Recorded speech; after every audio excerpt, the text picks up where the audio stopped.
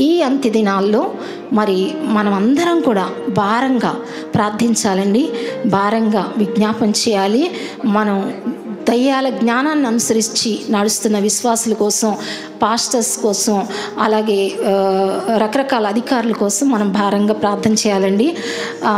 అలాగే మనం ఏంటంటే అన్ని జనులు రక్షణ నిమిత్తం ప్రయాసపడాలి. దేవుడు మనకిచ్చిన భారం, బాధ్యత ఏంటంటే సర్వజనులకు సువార్త ప్రకటించమని.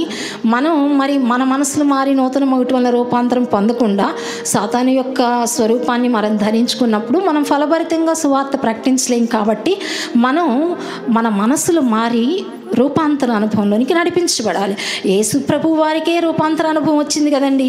మరి యేసు ప్రభు వారికే రూపాంతర అనుభవం వచ్చినప్పుడు, రూపాంతర అనుభవం అవసరమైనప్పుడు మరి మనం ఎంత మారాలండి, ఎంత ప్రయాసపడాలండి దేవుని రూపం సంపాదించుకుంటానికి, సంతరించుకుంటానికి.